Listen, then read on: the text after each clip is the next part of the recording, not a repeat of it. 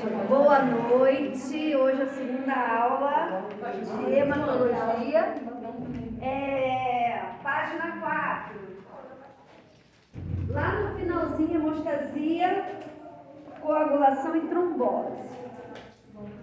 Gente, hoje meu irmão me mandou um caso clínico lindo pra gente, né? Paciente nada legal. 48 mil leucócitos, lembrando que até 10, com, gente, acho que era 57 bastões até 5. Tem noção? 7 já é muito, legal, 57. Então, a princípio foi pensado em leucemia, mas quando você tem bastante, o desvio à esquerda. O desvio à esquerda não é muito comum em leucemia, nas infecções bacterianas. Ele está com uma infecção bacteriana muito grave. Agora falta descobrir a infecção. Qual é? Porque aquele anterior, aquele menino de 15, era leptospirose. Né? Estava com 40 mil e tal. Esse agora deu entrada ontem. Anemia, fraqueza, fraqueza, desânimo, cansaço, esses eram os sintomas. Está com infecção sinistra. Agora descobriu o que é uma infecção PCR, o médico pediu logo o PCR, que a gente estava vendo na terça, e o hemograma. No hemograma deu 48 mil leucócitos e deu 57 bastões. Um monócito e um linfócito. O linfócito geralmente vai até 40, 42. Ou seja, estava uma bagunça só na série branca dele, entendeu? Quando eu for dar curso de leitura de lâmina, esses casos vão vir para ser lido aqui por vocês. Então são muitas coisas, né? Aí tinha um outro lá no Hospital Fluminense que ele foi chamado para avaliar a lâmina, né? Mas aí ele não tinha me dado resposta ainda não. Mas isso foi ontem à noite, a gente falando, ontem à noite, ele de plantão, esse paciente aparece 25 anos, gente. Muita tristeza. A gente pensou logo, né, para ser uma leucemia, mas tinha até algumas células de aspectos blásticos, mas não tinha característica de leucemia, não. Tem a leucemia aguda, crônica, entendeu? Tem a linfocítica, a mielocítica. Quando a gente vai ter uma parte de hematologia que a gente vai estudar só isso. E o dele não estava apresentando nada disso. Estava realmente só um desvio à esquerda e já tinha presença de blasto por causa da intensidade da infecção, né? Mas muito sinistro. Aí de cara já pensa logo mesmo em leucemia, né? Aí a lâmina dele tem que ser avaliada por um médico hematologista, só o médico hematologista que pode liberar um laudo final.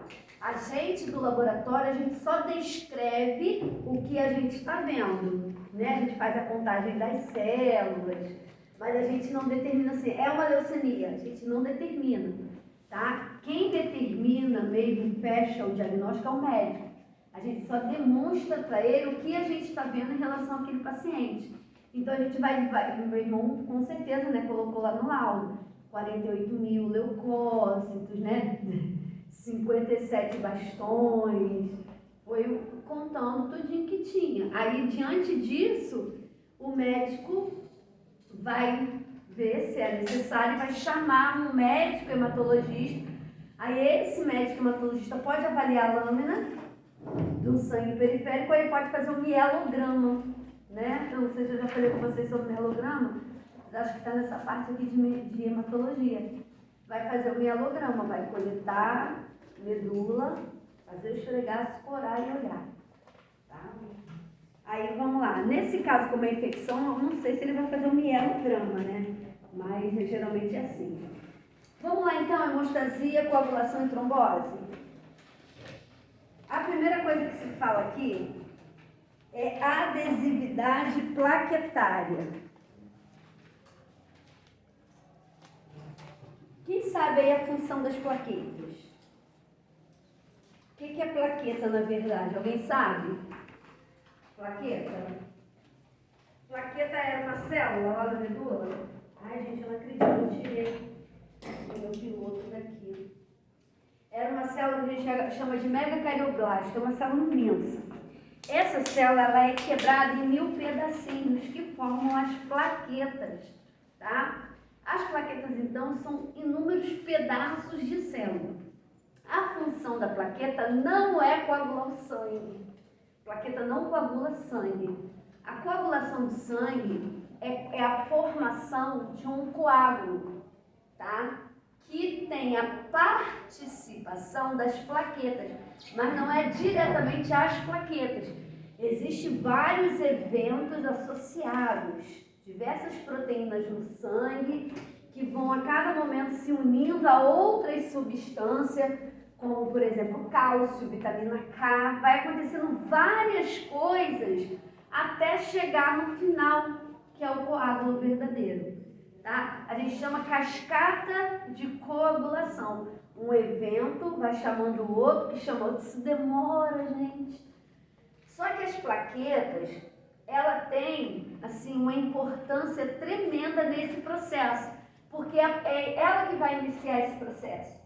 Quando você tem uma hemorragia, você começa a eliminar sangue, né? Que pode ser interna ou externa. Externa é mais fácil, você consegue ver, né?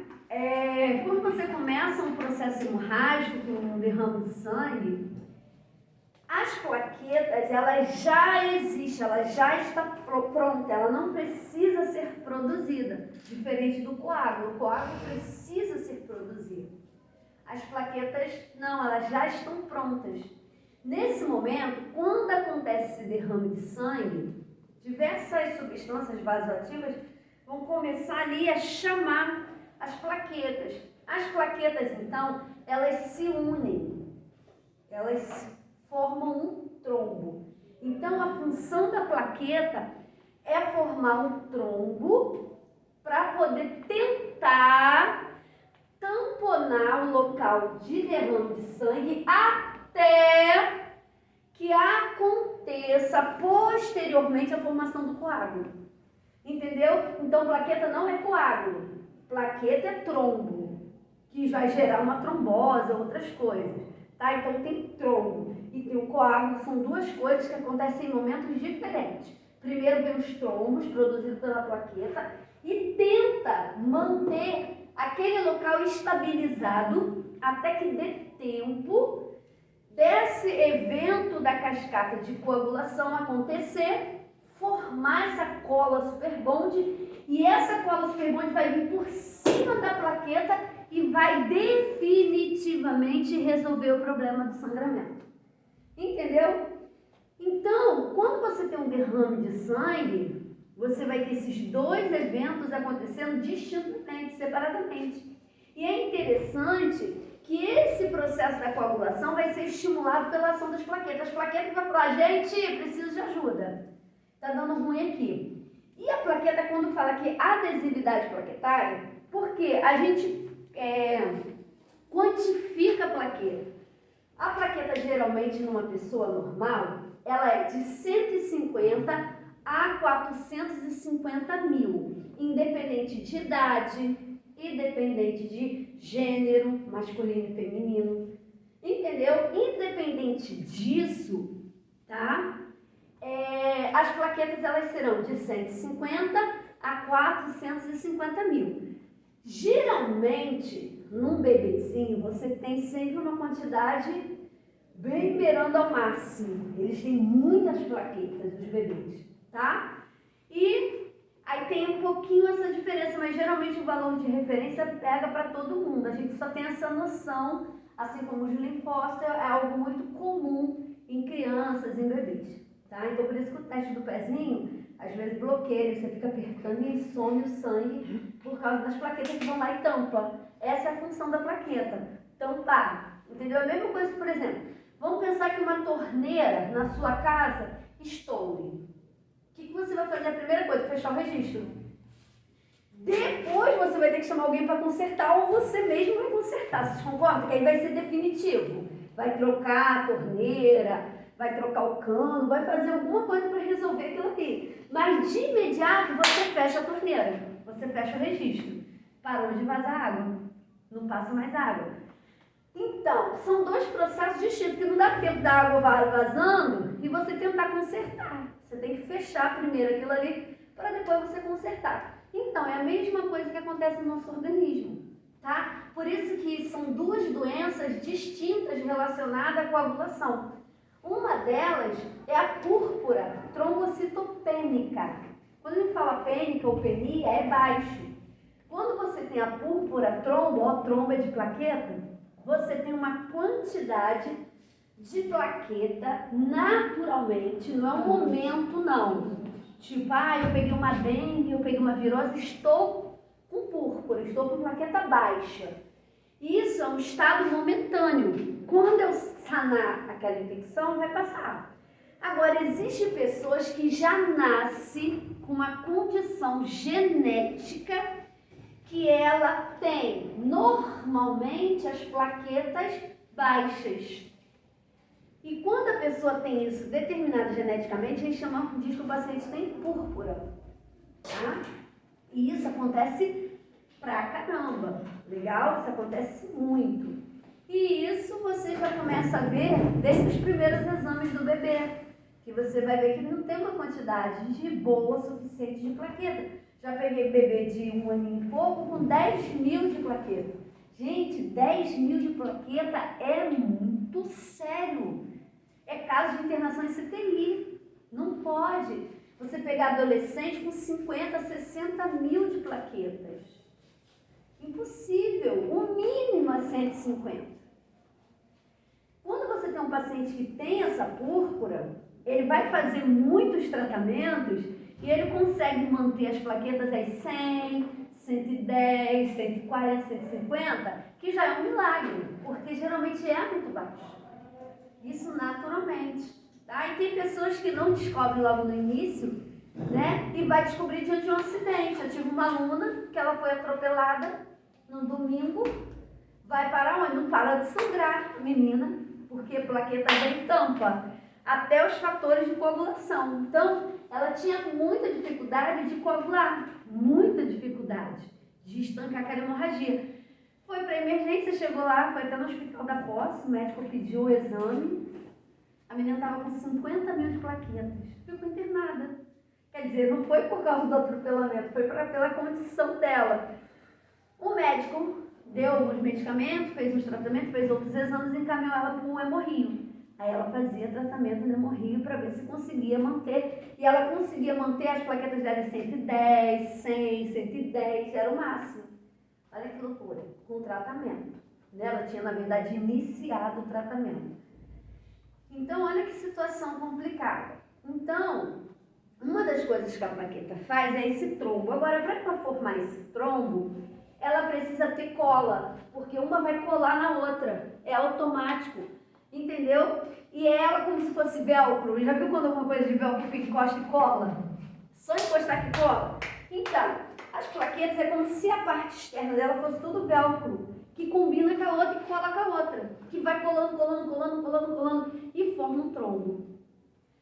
E às vezes o paciente tem uma quantidade ótima de plaqueta, está 280, está 180, 190, tem uma quantidade legal de plaqueta, mas não consegue formar trombo.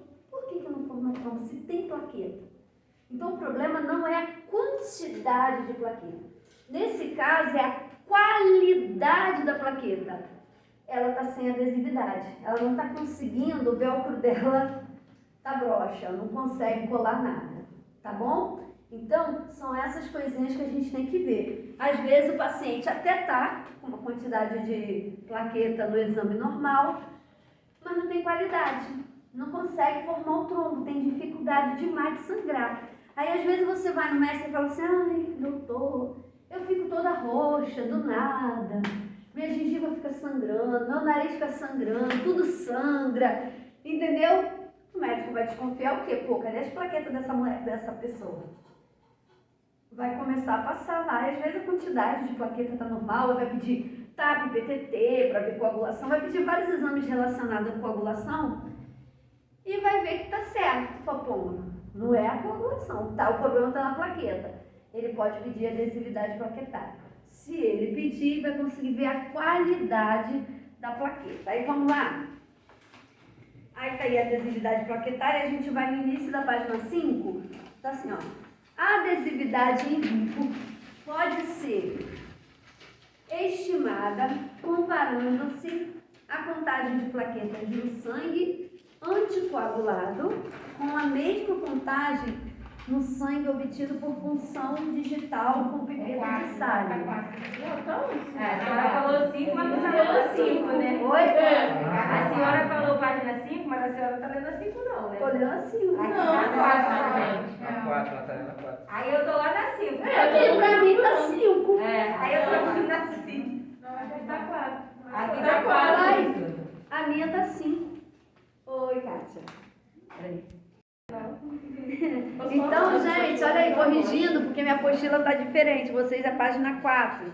Aí tá aí, ó. Entendeu? A adesividade em vivo pode ser estimada, que é a forma como se faz, comparando-se a contagem de plaquetas no sangue coagulado com a mesma contagem no sangue obtido por punção digital com pipeta de sal. Pipeta de sal é umas que tem de vidro desse tamanhozinho, mais ou menos, ela tem uma barriguinha assim no meio, tá? Essas são as pipetas de sal. Quando vocês forem para o laboratório, vocês vão ver. O resultado expressará o percentual de plaquetas aderidas ao vidro. Indicações: o teste é útil para avaliar a função plaquetária de adesividade no diagnóstico de doença de von Willebrand. Vai ter um momento que a gente vai estudar os fatores de coagulação. Esse aqui é um dos fatores de coagulação. Tromboastenia de Glanzmann e a síndrome de Bernard-Soulier. Nome lindo, né? Soulier. Amostra, punção venosa e digital no EDTA e pipeta de sal. Essa contagem de plaqueta você pode fazer em lâmina, fazer o esfregar se contar, que é uma coisa bem arcaica, né? Hoje em dia, como a gente tem aparelho, é só passar o aparelho em menos de 1 minuto, conta todas as plaquetas que aquele paciente tem. Mas todas as vezes, gente, que vocês estiverem avaliando plaqueta e a plaqueta der baixa, você tem que fazer o esfregaço e olhar. Porque às vezes acontece delas se unirem por causa desse EDTA, do anticoagulante do tubinho roxo, elas não gostam muito. Elas gostam muito do azul, que a gente chama de citrato, ou a heparina, que é o anticoagulante natural. Então elas não gostam muito do EDTA. Então, às vezes, quando ela tem contato com o EDTA, elas fazem motim. Entendeu? Tá? E aí você não consegue, na hora que passa pelo aparelho, o aparelho conta por tamanho. Aí entra um bolo assim, junta, o aparelho nem sabe, passa e não conta. O que é isso? Desse tamanho, tem nada, passa, não sei o que é não. E ele simplesmente não conta mesmo. E ali passou 100 plaquetas, 20, 50 plaquetas de uma vez e ele não conseguiu contar. Aí no final, quando ele contando as pouquinhas separadas que passou naquela gotinha de sangue que ele aspirou, vai contar 20, 30, olha aí. Só que passou mais de 100 ali, em cada bola ali passou umas 100, umas 50, que ele não consegue contar. Vocês têm que entender que o aparelho de hematologia, né, ele trabalha, ele tem uma agulha. Quando você coloca o tubinho de amostra e você aperta, ele aspira um pouquinho de sangue. Esse sangue se espalha pelo aparelho e em cada parte vai acontecer uma reação. A contagem do glóbulos vermelho vai fazer uma diluição, vai fazer uma diluição para o glóbulos branco e vai fazer também a contagem de plaqueta, só que tudo isso muito rápido, em menos de 1 minuto. Entendeu? Em janeiro eu vou estar responsável pela hematologia de um laboratório, então eu vou estar trabalhando com tudo isso. Com certeza eu vou fazer vídeos para mostrar para vocês, tanto o controle de qualidade, né, quanto a contagem, como que é rápido. Ele aspira, rola lá dentro em menos de 1 minuto, gente. Ele já libera todo o resultado da contagem de todas as células que estão no sangue, vermelha, branca, tá? Alguns já fazem até o esfregaço, já corre o esfregaço, já lê o esfregaço, o aparelho faz tudo. O do Sérgio Franco é assim. Se você tiver alguma dúvida, se você for questionar alguma amostra, você tem que abrir o aparelho, já tirar a lâmina, botar no microscópio e já está pronto. Que coisa chata, né? Só que lá eles têm mais ou menos 15 mil pacientes por dia. Lá funciona 24 horas. Não é o hospital, mas funciona 24 horas. Senão não consegue dar conta da rotina, e uma rotina um dia vai embolando com o outro, embola, chegar fim do mês eles estão já era, passou e perdeu. Entendeu? E a gente sabe que essas amostras biológicas têm que ser analisadas imediatamente, principalmente essas do tubinho roxo, tá? Porque aquele anticoagulante não é um anticoagulante verdadeiro, é um anticoagulante genérico, mais barato. sintetizado ali para ser o mais próximo possível e manter o sangue numa certa condição de análise. Mas aquilo ali não vai segurar muito tempo. Daqui a pouco, quando tu for ver, as células já estão tudo feias, o aparelho já não consegue contar, já começa a hemolizar, as hemácias estourarem, acontece um monte de porcaria ali, estraga a amostra. Então ele tem que ser analisado imediatamente. Minha aluna, né, ela vai ver o vídeo, ela mesmo, tadinha, eu já contei isso, né? Que ela vinha sábado, fazia aula, corria, voltava para o laboratório. Que ela tinha que passar o sangue no mesmo dia. Tem que passar. Hematologia tem que ser no mesmo dia. Se eu fico doente, por exemplo, lá vou estar na hematologia. Se eu fico doente, já era, gente. Entendeu? Eu estou cobrindo a outra pessoa. Alguém vai ter que fazer, porque não pode deixar de passar no aparelho. Entendeu? Não pode deixar, tem que analisar no dia, fazer os esfregaços, corar tudo, deixar tudo certinho. Eu posso fazer a leitura, olhar a lâmina outro dia, mas o exame tem que ser feito naquele dia, tá?